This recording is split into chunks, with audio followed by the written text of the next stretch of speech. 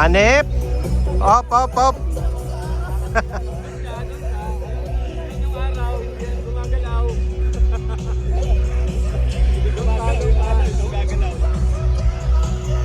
Ambog, oh.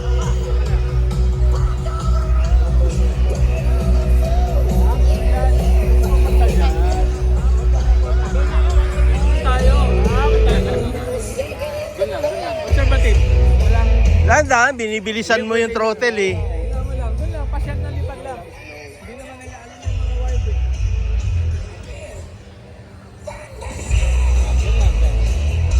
Okay, walang tataas sa leeg. Diyan. Yan. Atay ka ngayon dyan.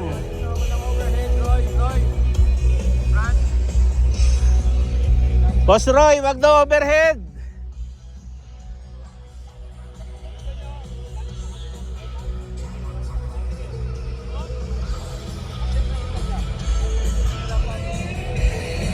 Ang kulit.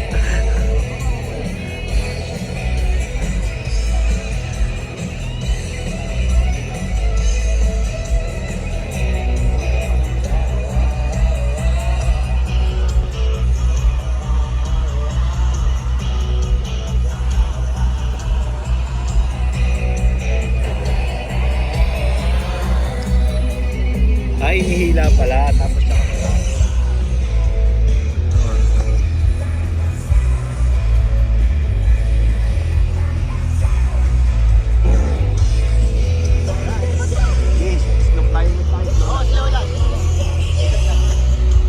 Nilipad mo na yung glider mo? Lipad mo na. Sige, lipad lang kayo ha. Walang lalagpas sa bubong.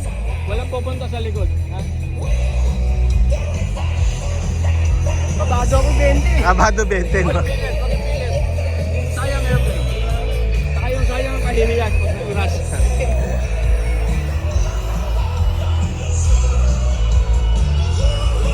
Yan, no?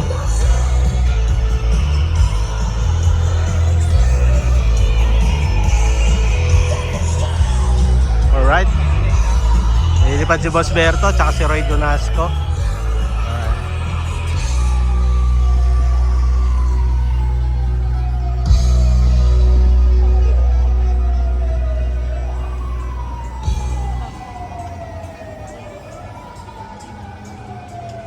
Yun, no? Asa si Roy?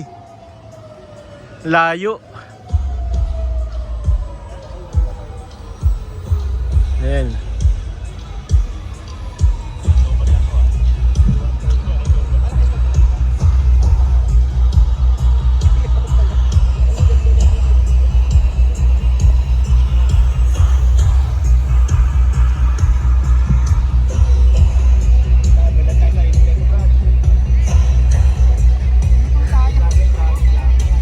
Basta ako, nag-crash na ako. You know.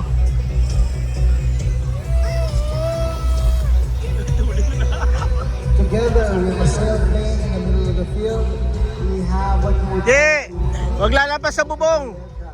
is a profile, flat model aircraft, but it is fully radio controlled and is able to do aerobatics in a very small space.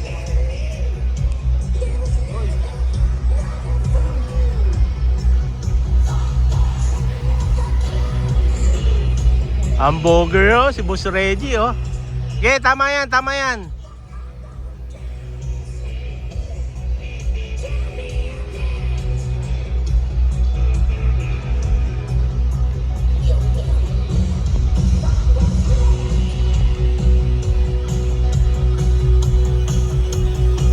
Ito yung pilot natin.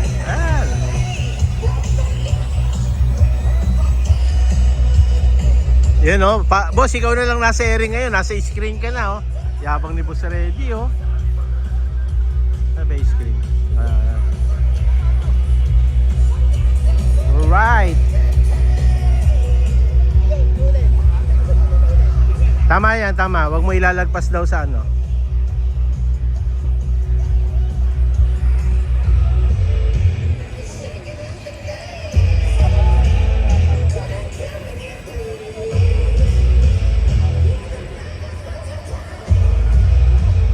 galing ah.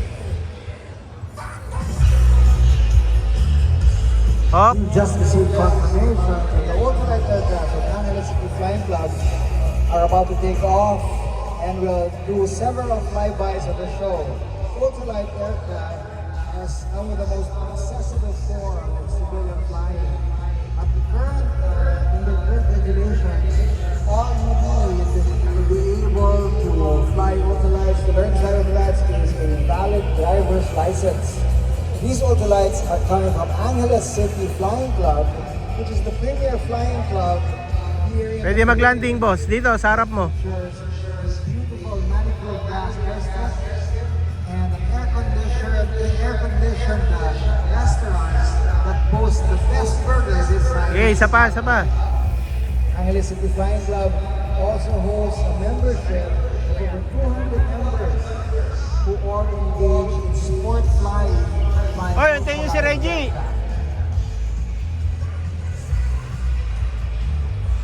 No, no. Alright. What's up, what's up? Angeles.